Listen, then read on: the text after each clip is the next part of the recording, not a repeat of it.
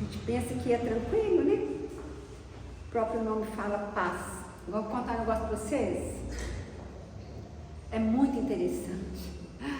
Quando a gente vai falar de um tema, numa exposição de evangelho, nas casas, a gente vivencia situações muito de acordo com o que a gente vai falar. E falar de paz, vocês não querem imaginar como foram minhas 2 últimas semanas. Turbulência total. E eu com esse tema na cabeça, que semana passada eu não falei em casa nenhuma não. Foi semana de descanso. E eu fiquei, eu tenho que me acalmar, porque semana que vem vou falar sobre paz. Porque a paz realmente para nós que estamos vivendo um momento de transformação, de renovação, de mudança. E quem já mudou de casa, quem já mudou móveis de um cômodo para outro, quem já mudou de uma casa para outra, de uma situação de vida para outra, sabe o que é mudança, né? Então o nosso planeta, ele está naturalmente, graças a Deus, atravessando um momento de mudança. E como toda mudança repercute em volta uma situação muitas vezes intranquila, turbulenta, porque mudar não é fácil. A nossa mudança pessoal não é fácil. Então, falar de mudança gera em nós, assim, em mim gerou, certo? Uma situação, uma ameaça de hipocrisia da minha parte. Então vamos pedir aos nossos amigos espirituais que nessa noite, nesse momento que nós estamos aqui juntos para conversar, quem quiser comentar qualquer coisa, fique à vontade.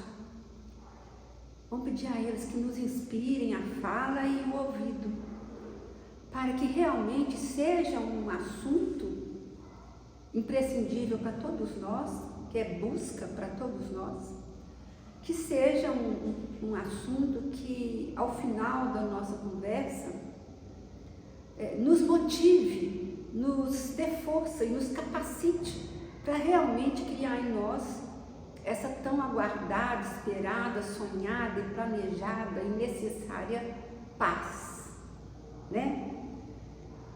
Esse tema foi muito interessante, porque a Eliana do Silva Jardim tinha pedido que eu falasse lá no dia 30 deste mês sobre esse tema. E eu aceitei. Só que quando eu fui dar uma conferida na agenda de palestra, eu vi que o dia 30 já estava tomado pela SEAC, pelo Allan Kardec. Aí imediatamente eu avisei para ela, falei, cancela aí dia 30 e se não der para outro dia não tem problema não. E a Edvânia me ligando para eu falar, passei o tema do Silva Jardim para cá. A paz de Cristo transformando o mundo, né? Então logo eu conversei com a Edvânia, que seria esse tema aqui, a Eliana falou, não, então você fala no dia 16 o mesmo tema. Aí é hoje e amanhã, o mesmo tema. Falei, realmente eu estou precisada trabalhar em mim a paz. A paz, gente, que nós vamos falar hoje, eu fiquei tão assim, buscando os significados, que tudo foi estudo que eu fui fazendo e fui anotando e trouxe para a gente, porque realmente buscou em mim uma reflexão. Nada acontece por acaso. E esses 2 dias em que eu vou falar sobre paz, após duas semanas, talvez, ou 3, de turbulência íntima, de questionamento de, estou fazendo a coisa certa? Eu estou no caminho certo? Para falar minhas exposições de evangelho nas casas, eu estou utilizando os argumentos certos? Será que eu estou sendo coerente? Sabe essas perguntas que você começa a se fazer, se questionar? E questões pessoais e tudo mais, e você vai ficando, eu fui ficando realmente num momento, uma passagem íntima minha de questionamentos que estavam tirando o meu equilíbrio emocional de tanto questionamento. E então, quando foi aproximando a data de hoje, e eu fazendo as pesquisas, ouvindo um, ouvindo outro, ouvi o Haroldo Dutra, ouvi o Arthur Valadares, a Maíse Braga, e estava lendo o livro dos Espíritos buscando, e buscando ali no capítulo 9 do Evangelho, a questão de entender. Interessante. Eu estava estudando para mim, eu estava buscando informações da doutrina espírita para mim, para eu entender essa abrangência da paz, nessa transformação necessária do mundo, que nós estamos tão esperando isso, e eu fui buscando numa reflexão pessoal. Eu me lembrei, e a casa aqui, acho que a Marisa, principalmente a Marisa que estava lá, não sei se o Miguel estava junto, quando o Alisson estava desencarnando, eu sempre lembro isso aqui, que vocês estavam indo lá, foram lá na Unimed, no hospital, né? Então ainda era na Teófilo Otoni, hospital, aplicando passe. E no apartamento ao lado do Alisson tinha uma senhora idosinha desencarnando, você lembra disso? Então, é muito interessante, gente, porque aqueles que não estavam aqui na época, e se eu ainda não comentei isso, porque eu sempre conto esse caso, muitas vezes que eu falo, eu trago esse caso de volta, porque para os meus filhos, para mim, e para a família do Alisson, foi assim de grande incentivo, assim, ó, a gente estava no caminho certo, né? Então, a senhorinha que estava desencarnando no apartamento anterior, que é ali na Unimed atual, quando você vira à direita, tem o primeiro apartamento, hoje é consultório, o segundo consultório, o Alisson estava no segundo apartamento, que hoje, não sei se é consultório, sei que era, estava lá. E nesse primeiro apartamento tinha essa senhorinha desencarnando, idosa, bem idosa, vovó já, bisavó já, e a família estava em turbulência, estava numa angústia, você lembra, Marisa? Numa angústia danisca.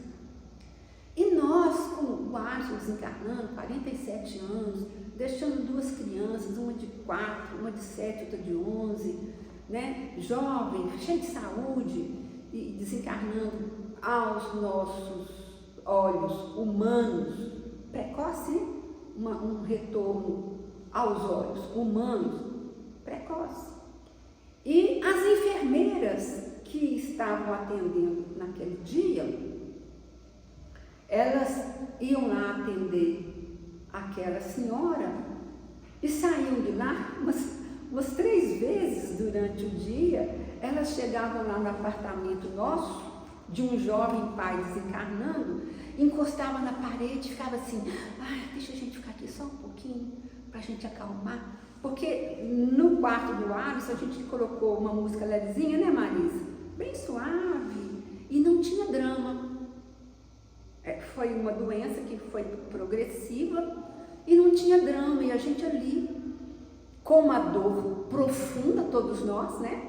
Com uma dor profunda, mas conscientes da mão de Deus, da misericórdia divina agindo naquele desencarne.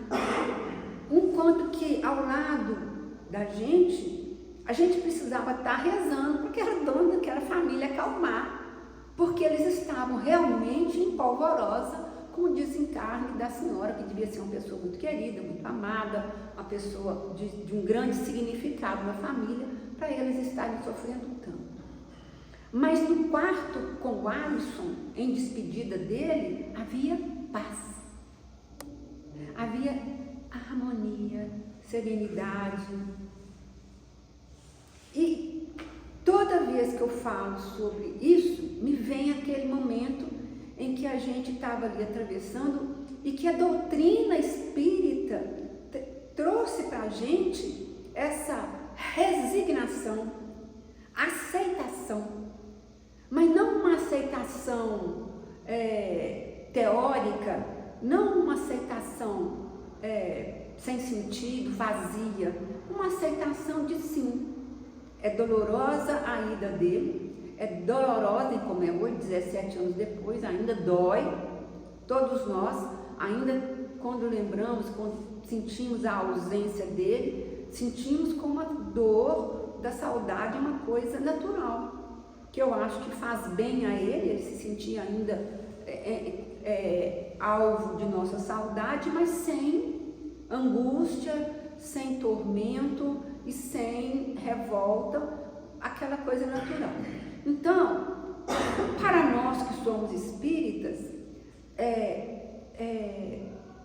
entender sobre a aplicação do Evangelho de Jesus no dia a dia, nas circunstâncias que a gente vivencia nessa nossa jornada, é extremamente importante, porque ainda grande número de nós espíritas ainda conhece profundamente o Evangelho e a doutrina espírita, mas ainda tem dificuldade ainda temos, estou colocando a mim como essas 2 últimas semanas, tá?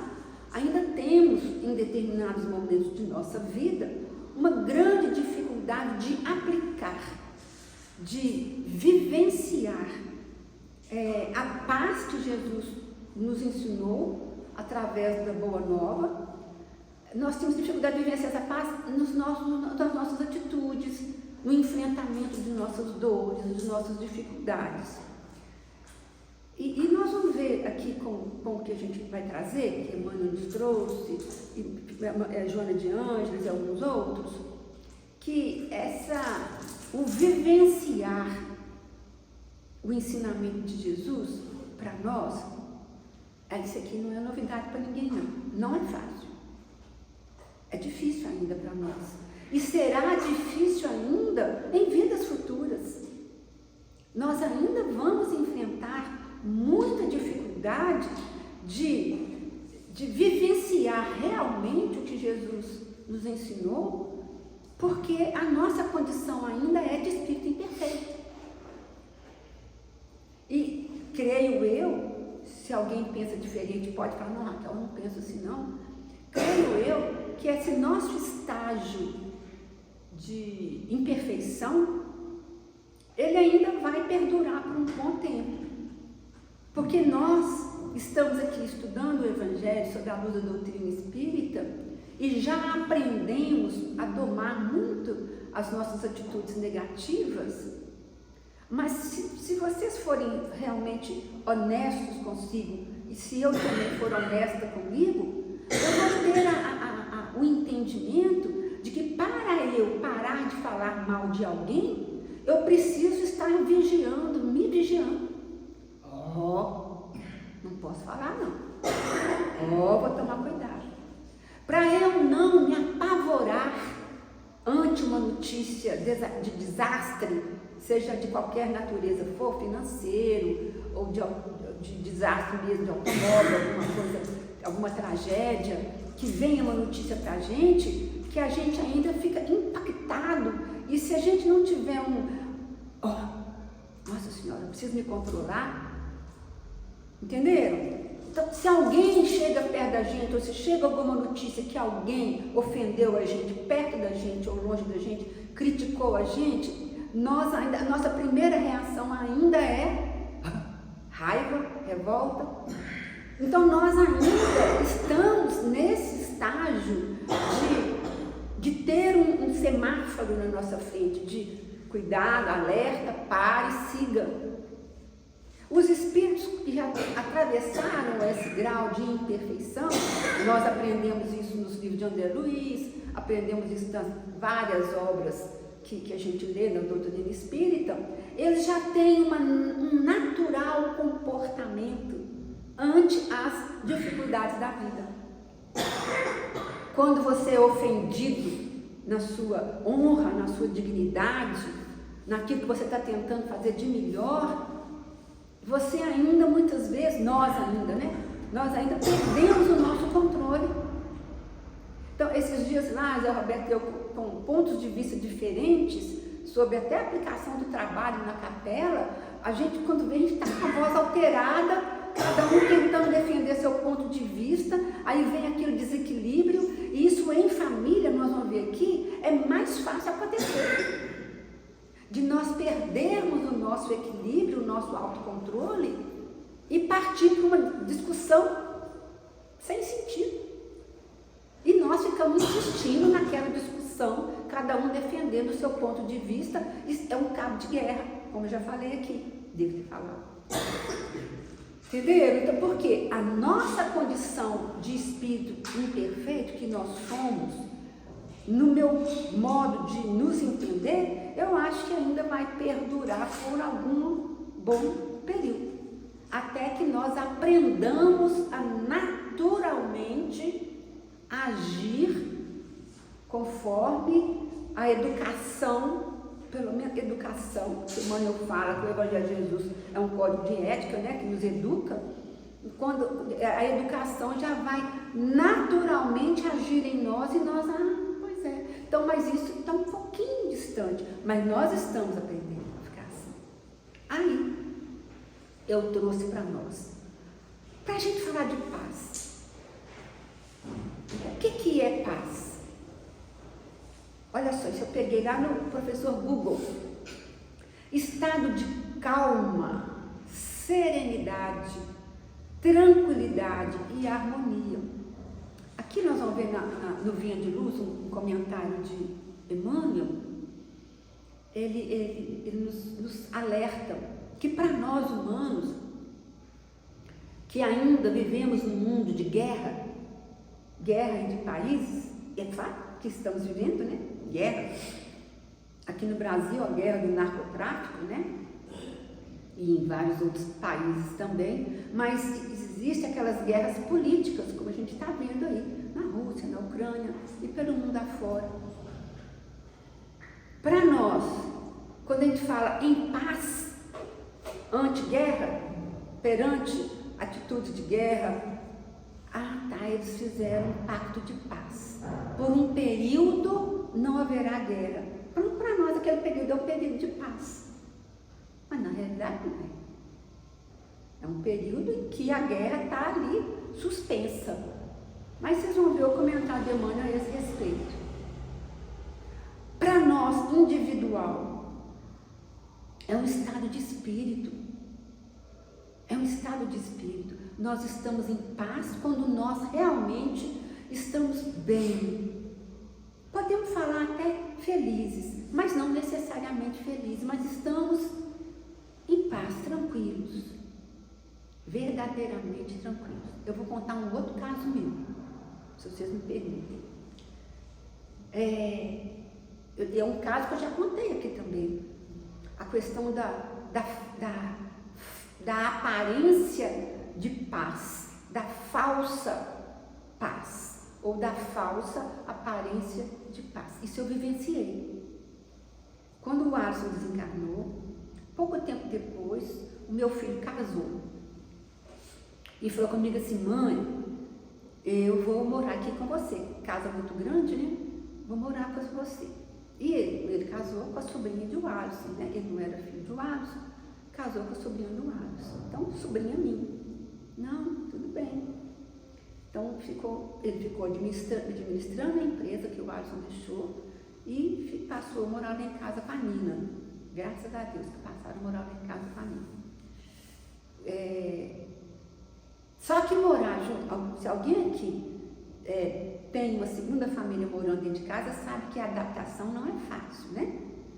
Então, como Nina era minha sobrinha e afilhada do Alisson também, foi assim, uma adaptação aparentemente tranquila, não por causa de Nina, que é uma meiguice de pessoa, mas o estilo de vida dos dois era diferente do estilo de vida meu, mas óbvio. E os meus dois meninos, que eram crianças, quando o Alisson desencarnou, eles passaram a ter no Carlinhos uma visão, assim, uma dependência masculina paterna, né? A diferença de Carlinhos para Guilherme, 17 anos, para Carol, 21 anos. Então, era aquela referência, assim, né? Nisso, Carlinhos casou, os dois mudaram, os dois sentiram muito.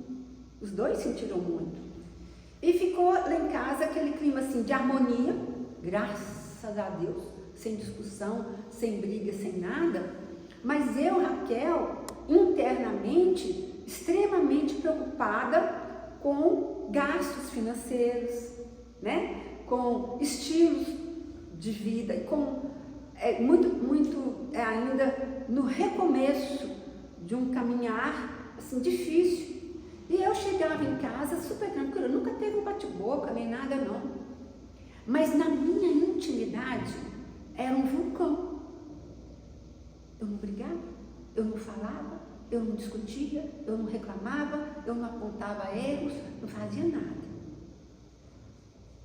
Quem me visse, e logo depois também veio câncer, né, em mim também, né? Então ficou aquele momento assim de aparente paz. O câncer em mim foi tranquilo, de um asco foi complicado, porque o câncer na gente vai, que a gente ama, que a gente não consegue ver. Então foi tudo assim aparentemente tranquilo. Aí eu comecei a perceber que o meu netinho, o Bernardo, que nasceu logo depois, que é um menino super tranquilo até hoje, está com 15 anos, mas tranquilo, menino de bem com a vida, super tranquilo. Eu notava que de repente o Bernardo ficava agitado quando eu chegava. Eu perguntava para a Dinha, minha comadre que trabalha em casa desde Carmen com 11 meses. Ô Dinha, o Bernardo estava agitado? O Bernardo não agitava? Não, ele ficou agitado agora.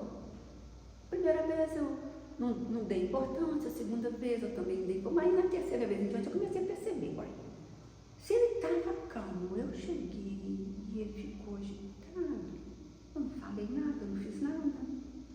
Aí eu comecei a perceber que aquele vulcão que estava dentro de mim, de insatisfação, estava contaminando o ambiente. Você sabe como é que eu percebi isso? Estudando aqui na Casa do Caminho, o livro Nos Domínios da Mediunidade, a gente estudava ele em cima, a história daquela espírita costureira, que o marido tinha um amante, que ela sabia, e que ela era trabalhadora espírita, que ela não falava nada, mas que durante o sono físico, mentalmente, ela brigava com a dona lá, brigava e foi chamada, então, para fazer uma reflexão, chamada pelos benfeitores espirituais, para fazer a reflexão mostrando a ela, você não está falando nada, mas a sua mente está em guerra, e você está guerreando com ela durante o seu sono físico. Aquilo ali, estudando aquele capítulo, eu alertei. Uai, eu estou aqui nem essa costureira. Eu não estou falando nada. Mas internamente eu estou em ebulição. Aí começou o lado mais difícil da história. O autocontrole. Interno, meu, íntimo, silencioso. De analisar. Por que eu estou assim? Por que eu chego em casa assim? Por que eu estou passando para o ambiente da família uma turbulência que eu não estou conseguindo controlar, de pensamento, de questionamento, de está certo, aquilo está certo, isso está errado, aquilo está errado, que a empresa, que isso, que aquilo, entenderam? Na minha intimidade a guerra estava a 1000 por hora, não tinha bandeira branca não, mas na minha voz, na minha conduta, nas minhas atitudes internas, estava ótima. Quem me visse falava assim, nossa, atravessou o câncer tão tranquila. O câncer atravessei. Mas a dificuldade de relacionamento, de adaptação minha, não deles, minha, com aquela situação toda, é que estava me deixando intimamente turbulenta. Então, eu não tinha paz. Eu não tinha paz. Exteriormente, maravilha. Mas Raquelzinha, na intimidade, com isso, gente, foi um exercício longo de autocontrole, longo. E eu falava assim, nossa, lá em casa, para mim, falava até lá em casa, foi uma faculdade de aprendizado de autocontrole. Mas aí eu casei de novo, 8 anos depois. 8 anos depois eu casei de novo. Terceiro casamento. Comecei uma nova vida, um novo ambiente, uma outra pessoa, idoso que nem eu, já com todos os hábitos, já falei isso aqui, com todos os hábitos dele, e eu com todos os meus hábitos, Maria Mandona, e ele com João Mandão, Zé Mandão, e fomos morar junto. Dá para vocês imaginarem?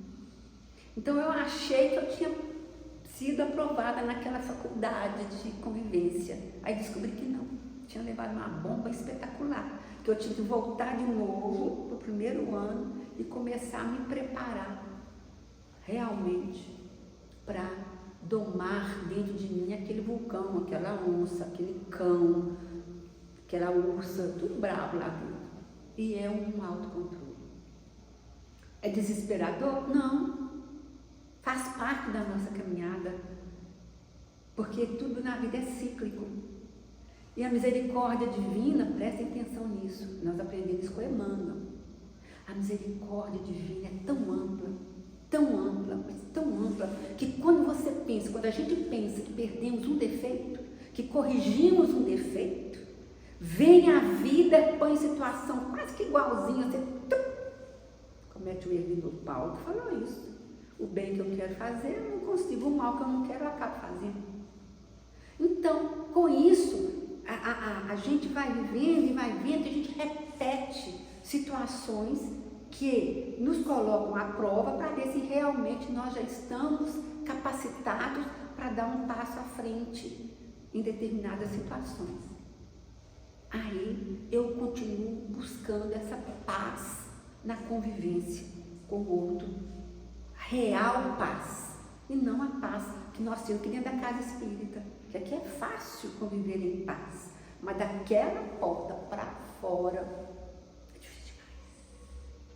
E nós escorregamos na casca da banana mesmo. Vamos conversar então, vamos ver o que nós temos sobre paz.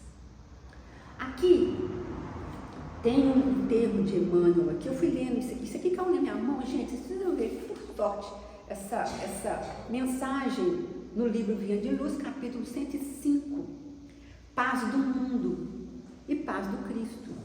Aqui é Emmanuel analisando a passagem evangélica que está em João 14, 27, quando Jesus falou assim, vocês vão lembrar, isso aí é tão comentado, né, na cabeça da gente, a paz vos deixo, a minha paz vos dou, olha só, a paz vos deixo. A minha paz eu vos dou. Não vou lá dou como o mundo a dá.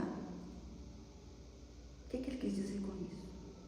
A paz do Cristo é totalmente diferente da paz do mundo.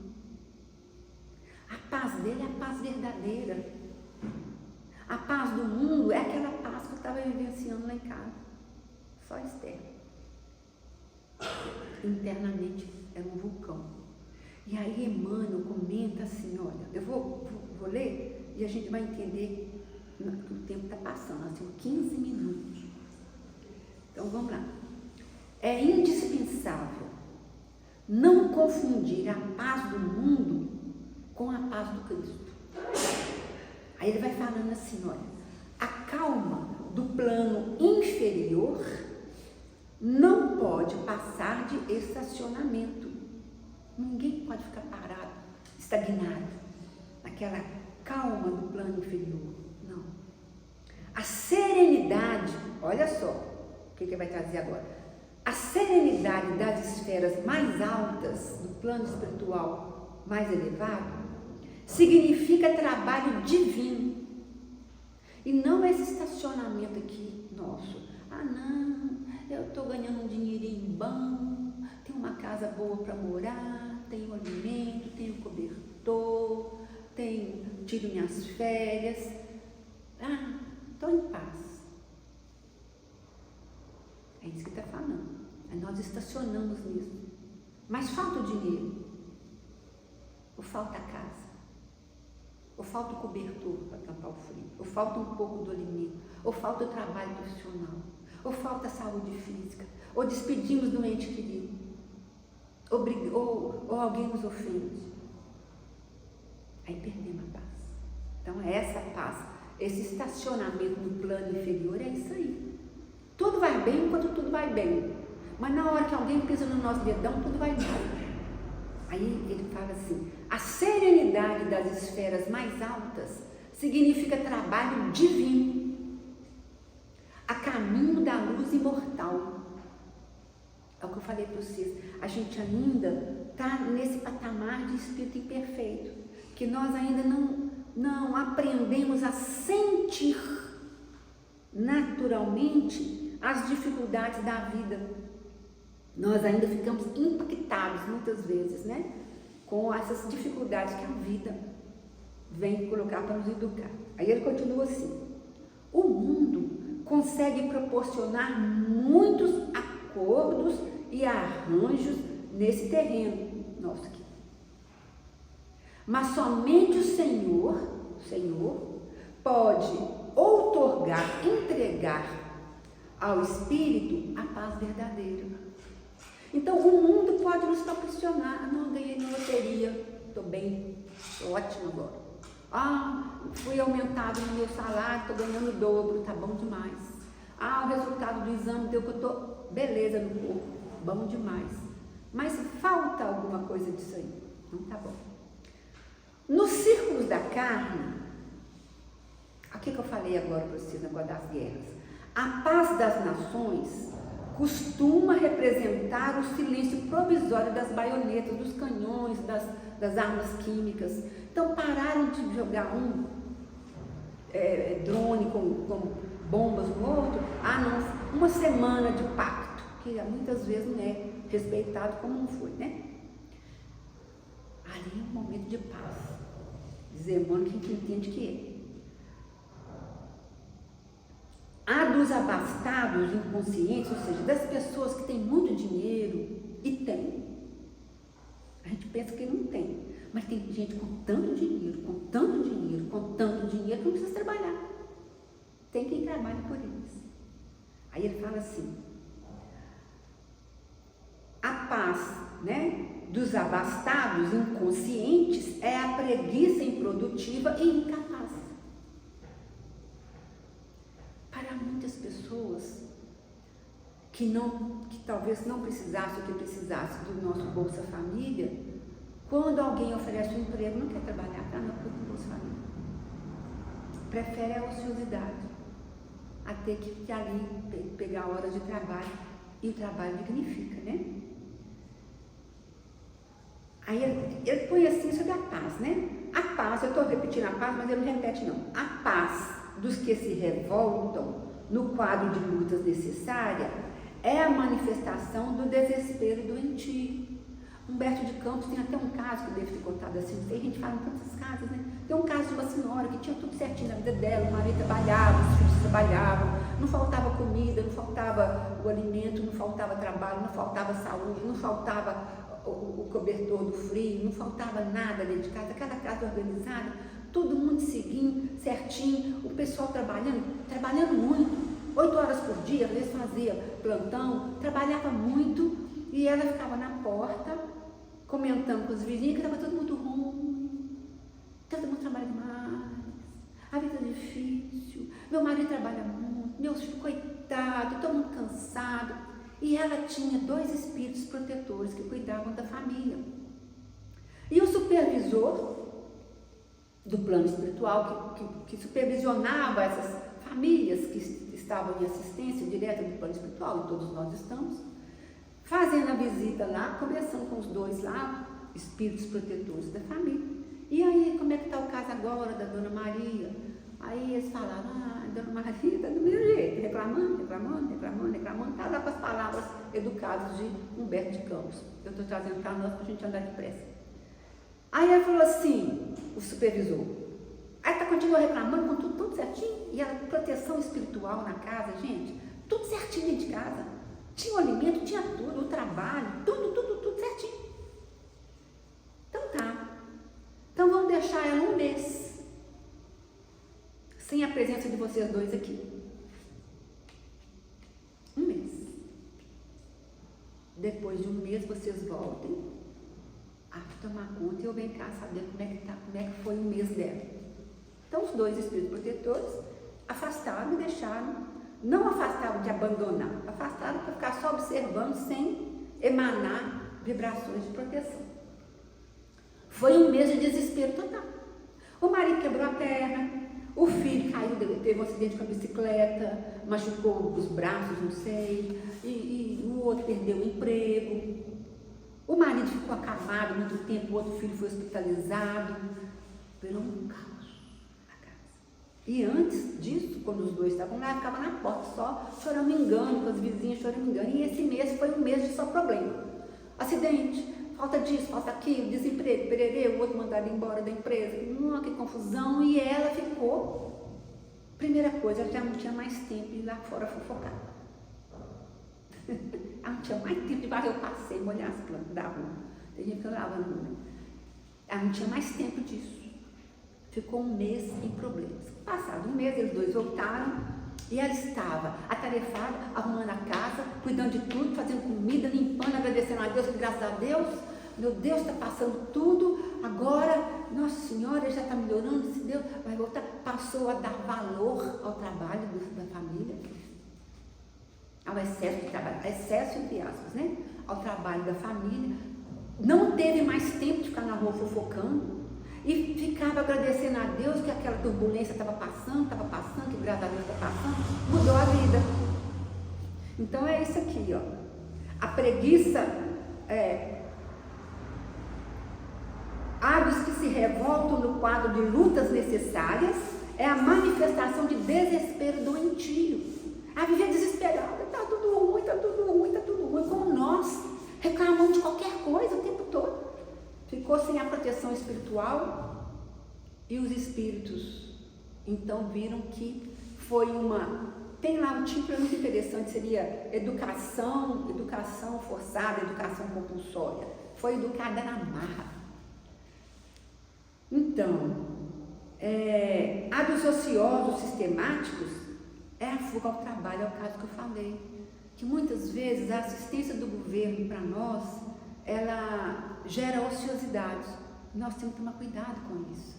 Porque uma bolsa com ajuda, Bolsa Família, Bolsa Escola, Bolsa aquilo, é para aquele que realmente está doente, que não tem condição de trabalhar, ou está incapacitado de produzir, e por aquele período está ali, precisando daquela assistência governamental, né? E muitos estão se acomodando. A gente não encontra mais mão de obra, e isso aí é uma fase que vai passar, se Deus quiser, né? A dos arbitrários, gente, é aquela pessoa caprichosa, aquela pessoa que pensa que tem razão em tudo, que tem o meu jeito que tem que ser certo. Então, a dos arbitrários é a satisfação dos próprios caprichos. Enquanto não for atendido na mania dele de dar só o meu jeito que está certo, vai sofrer, não vai ter paz. A paz dos vaidosos é o aplauso da ignorância. Então, ai gente, Raquel é linda, ai eu sou linda, ai eu estou em paz, eu sou linda, entenderam? Então assim, o aplauso de quem não me conhece realmente, que a beleza é interna, não sabe como é que eu sou internamente, esse vulcão que eu falei com vocês que eu sou, pensa que eu sou gente boa. A dos vingativos é a destruição dos adversários, quem está com raiva dos outros, quando vê o adversário caindo. Então nós mulheres com ciúme da Maria, quando a Maria dá uma escorregada na casca da banana e comete alguma coisa errada, as mulheres, tá vendo? Maria. Então a queda dos adversários é a nossa paz. A dos maus é a vitória da crueldade, eu olhei de perto que nós temos que estar passando. A dos negociantes sagazes é a exploração inferior, sabe? Aqueles, agora está acontecendo no Rio, né? O tráfico de droga tomando conta do mercado lá, dos comércios lá, né? Então tem que pagar para eles o que eles cobram, né? O povo fica à mercê deles vendendo, vocês viram isso aí nessa reportagem. Então, desses comerciantes aí sagazes, que explora aquele que precisa da mercadoria, né? Do alimento, por exemplo. A dos que se agarram às sensações de baixo teor é a viciação dos sentidos. Aquele que é viciado no cigarro, na bebida, na droga, viciado nos medicamentos em excesso, né? Então é aquela satisfação que o corpo agora, fumei, bebi, tomei meu remédio, então o corpo ficou satisfeito, a pessoa está em paz. A dos comilões é o repasto opulento do estômago, embora haja fome espiritual no coração. Aí Emmanuel comenta. Há muitos ímpios, que são aquelas pessoas desprovidas de fé, de religiosidade. Há muitos ímpios, caluniadores, criminosos, indiferentes, que desfrutam a paz do mundo. Sentem-se triunfantes, venturosos e dominadores do século. A ignorância endinheirada, a vaidade bem vestida e a preguiça inteligente sempre dirão que seguem. Muito bem, eu estou com dinheiro, tá bom. Ganhei na loteria, tá bom. Eu estou linda, maravilhosa, bem vestida, toda maquiada, toda cheia de academia, uma academia só para estética e não para saúde, tá bom. É a paz do mundo. Aí ele nos alerta. Não te esqueças, contudo, de que a paz do mundo pode ser muitas vezes o sono enfermiço da alma.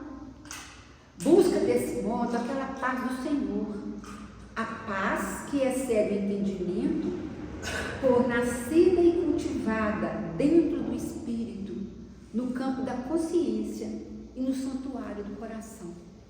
Quando nós conseguimos calar o vulcão, aquele vulcão que tem de mim, às vezes tem de vocês também de vez em quando nós conseguimos calar esse vulcão em nós, de ansiedade, de medo, de angústia, de preguiça, de desânimo, e que nós conseguirmos, através dos ensinos de Jesus, realmente trazer para nós aqueles ensinos do Mestre, que nos fala para perdoar. Eu até trouxe aqui, olha, as principais virtudes recomendadas: perdão por Jesus, serenidade e aceitação, compaixão e bondade, fé e confiança, gratidão.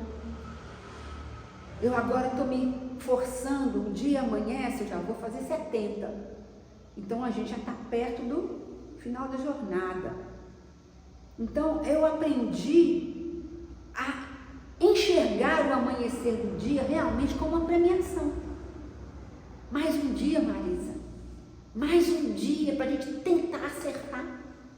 Mais um dia para nós realmente fazermos um esforço verdadeiro para domar as nossas más inclinações. Mais um dia para nós realmente buscarmos fazer com que a paz que Jesus nos deu e nos deixou faça realmente uma transformação em nós.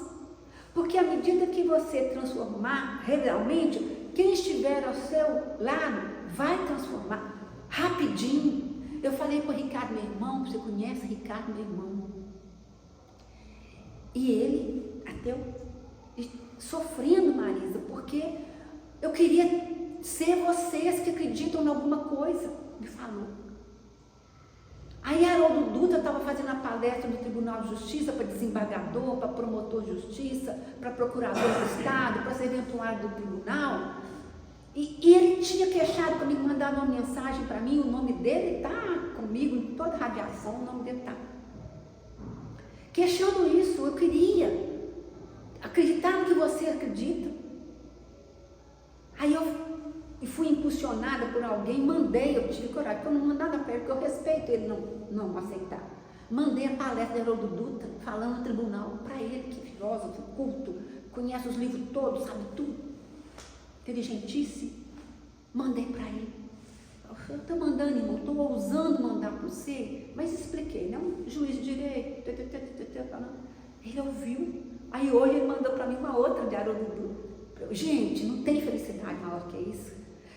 A gente, estando confiante que o que a doutrina, o ensinamento de Jesus fala para a gente é verdadeiro, e a gente tem que procurar fazer um esforço diário de aplicar na gente, não no outro. Não no outro. Não é nele nem eu na senhora, a senhora e eu nele. Né, Miguel? Não é assim? Eu tenho que pôr em mim, mudar em mim, porque aí eu vou contagiando quem está perto até quem está longe. Porque eu irradio para aquela pessoa aquela vontade, aquela confiança absoluta no Evangelho de Jesus, que ele modifica a gente.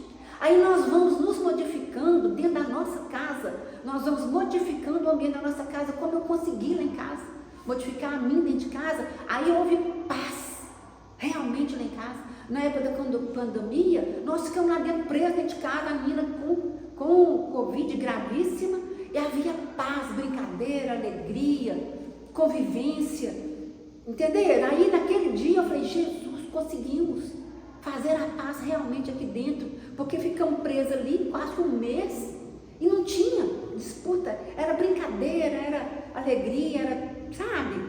Aí você vê que eles fizeram a parte dele, eu fiz a minha, todos nós fizemos. Isso é a paz de Cristo transformando o nosso mundo, porque nós somos o universo, nós somos o mundo em nós, e nós, como Jesus falou, nós somos deuses, nós temos essa capacidade de criar também, porque nós somos co-criadores. Está dando para entender? Essa paz que nós estamos falando, nós temos que buscar implantar em nós, analisar se dentro de nós tem aquele vulcão que vai explodir a qualquer momento, e nós temos que fazer um esforço diário de domar essa inclinação negativa nossa. O nosso tempo está acabando, já acabou, para que nós possamos realmente permitir que a paz de Cristo transforme o mundo, porque é a partir de nós. Tem a música que fala, paz do mundo está em mim, tem uma música que fala isso aí. Entender? Tranquilo? Certinho? Então, que a paz de Jesus esteja em nós, para que nós possamos trazê-la para onde nós estivermos e até um próximo momento para nós. Tá bom, gente? Jesus abençoe.